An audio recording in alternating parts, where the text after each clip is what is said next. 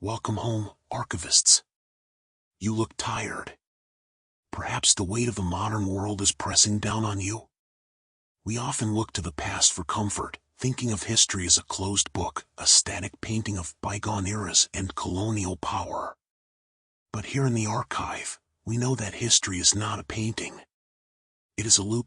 Today's record comes from the banks of the Sarawak River, from a fortress built in 1879 to guard against pirates and insurgents. Fort Margherita. A stark white sentinel that stands watch over Kuching. The cannons are silent now, and the gates are open to tourists. But for Arthur, a veteran watchman who sought the quiet of the night shift, the fort never truly stood down. He discovered that some soldiers don't know the war is over. They are still waiting for the enemy to come up the river. Sit. Be still. Don't forget to sign out, if you can. Arthur stood on the jetty, the small boat engine cutting out as he drifted toward the stone steps. Above him, Fort Margherita glowed in the moonlight, a stark white block of colonial defiance cut out against the black jungle. Arthur was a man who appreciated silence. After 30 years in security, dealing with noisy malls and crowded events, this post was his sanctuary. He adjusted his white uniform, feeling the cool river breeze. The fort was isolated, separated from the bustling city of Kuching by the dark, swirling waters of the river. It looked peaceful. But tonight, the white walls didn't look like limestone and plaster, they looked like bone. By midnight, the humidity had become oppressive. Arthur sat in a small guard booth near the main gate, watching the weather turn. The source describes it perfectly. The river mist was particularly thick that night. It didn't just drift, it climbed. Arthur watched as white tendrils of fog rose from the water like grasping fingers, clawing their way up the grassy hill. Within an hour, the base of the fortress was swallowed. From his vantage point, the fort seemed to detach from the earth, floating in a sea of white clouds, cut off from the modern world below. Arthur took a sip of his tepid coffee, trying to shake off a sudden feeling of unease. The silence of the hill was usually filled with crickets and the distant hum of city traffic. But tonight, the crickets were dead silent. Then, he felt it. It started as a tremor in the soles of his boots. He placed his hand on the desk, the wood was vibrating. It wasn't an earthquake. It was rhythmic. Thump. Thump. Thump. It was the sound of heavy boots hitting hard earth in unison, the unmistakable cadence of a marching drill. But the courtyard outside was empty, filled only by the swirling mist. Arthur grabbed his heavy flashlight and stepped out of the booth. "Hello? Is anyone there?" His voice sounded small, swallowed instantly by the fog. The marching sound stopped abruptly, replaced by a silence so heavy it pressed against his eardrums. He swept his beam across the open courtyard, illuminating the wet grass and the silent black cannons. Then, from the direction of the battlements, a sharp sound cut through the air. Clink.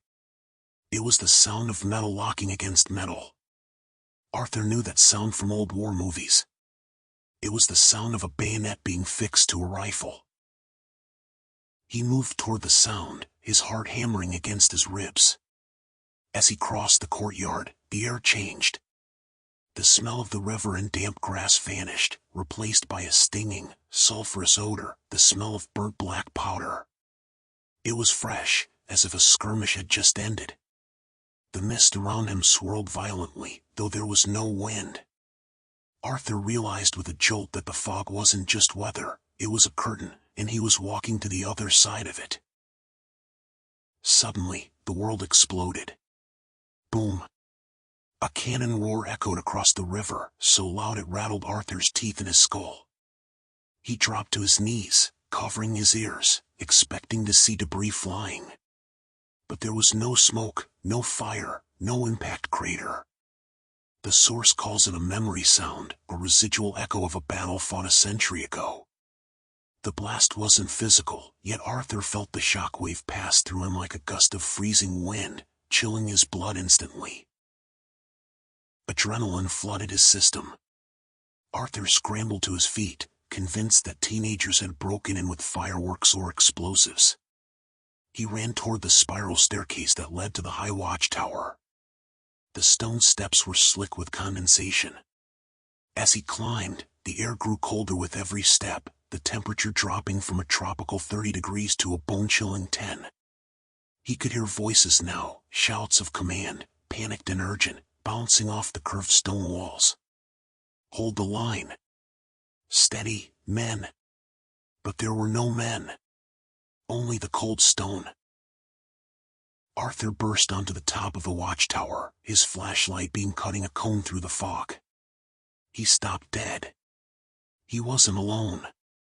Standing by the parapet, looking out over the river, was a figure. The man stood with rigid, military posture. He wasn't wearing modern clothes. He was dressed in a crisp, white colonial uniform with high brass buttons that gleamed even in the darkness, and a white pith helmet. The figure didn't acknowledge Arthur's loud entrance. He stood like a statue, his hand resting on the hilt of a ceremonial sword. "Sir?" Arthur whispered, his voice trembling. He took a hesitant step forward. "The museum is closed. You can't be up here." The man didn't turn. Arthur moved closer, his flashlight beam catching the side of the man's face. The skin was the color of ash, gray, lifeless, and textured like dry parchment. The figure was staring intensely at the dark water below, completely ignoring the security guard standing 5 feet away. The air around the man shimmered, distorting the view of the river behind him. The officer finally spoke, but his lips didn't move. The voice seemed to resonate from the very stone floor beneath Arthur's feet, a low, grinding vibration. "They're coming up the reach," the officer said. The tone was flat, devoid of emotion, yet filled with authority. "Ready the long nines. We cannot let them pass the palace." Arthur realized with horror that the man wasn't talking to him. He was talking to a crew that had been dead for over 100 years. Arthur felt compelled to look where the officer was pointing. He walked to the edge of the parapet and looked down into the mist-covered river. His breath hitched. The river wasn't empty. Through the gaps in the fog, he saw shapes that shouldn't exist. Long, dark war canoes were cutting silently through the water, their oars moving in perfect synchronization. There were hundreds of them, a ghostly armada of pirates and insurgents, their wooden hulls slick and black, moving toward the fort to lay siege to a memory. "Sir, look at me!" Arthur shouted, panic overtaking his confusion. The officer finally turned his head. The movement was slow and mechanical, like a rusted hinge turning. When the face came into the light, Arthur screamed. The officer's face was a mask of stern discipline from the nose up, but below, his jaw was missing. It had been blown away, likely by a musket ball or shrapnel. Through the ragged, gaping hole in his face, Arthur could see the flickering light of the moon behind him. "Why are you out of uniform, Private?" the officer hissed through the ruin of his face. The sound was a wet, gurgling rasp. Before Arthur could back away, the temperature dropped again. The stone walls began to frost over white. Arthur felt a cold, vice-like grip on his shoulder. He spun around.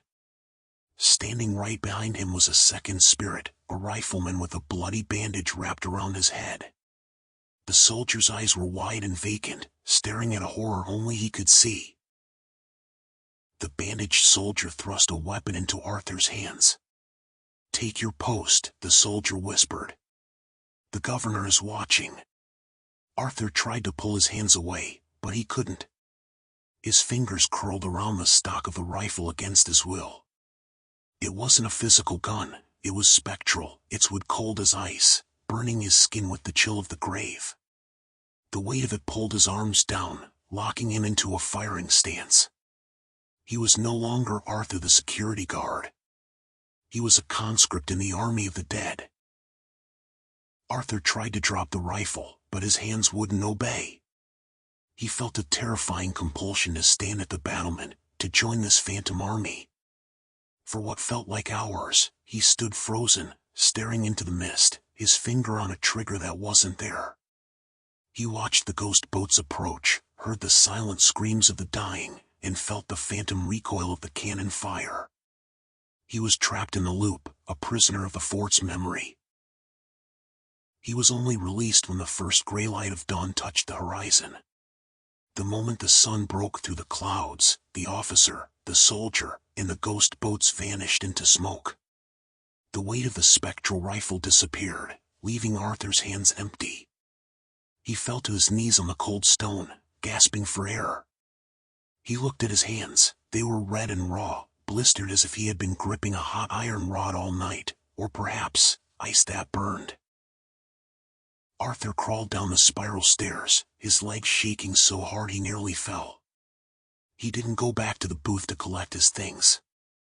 He walked straight to the jetty and waited for the first boatman, shivering in the warm morning sun. He told his supervisor that the air on the hill was too thin for him, a lie to cover the truth that he had been drafted into a war that never ended. Months later, a gardener at the fort found something near the cannon emplacement where Arthur had stood. It wasn't trash. It was a spent brass casing, tarnished and old. But it didn't match any modern caliber.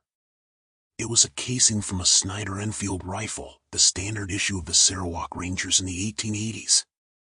Arthur never went back, but sometimes, boatmen crossing the river late at night look up at the fort.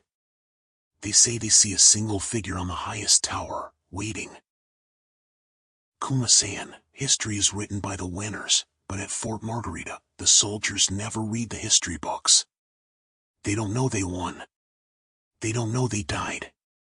They only know the order, do not let them pass. Arthur was lucky, he was merely a temporary conscript. Others who visit the hill are not always discharged from service.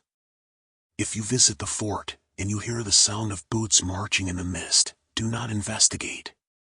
You might find yourself enlisted for a shift that lasts forever. Subscribe to the archive. I have many more files to process. Welcome home.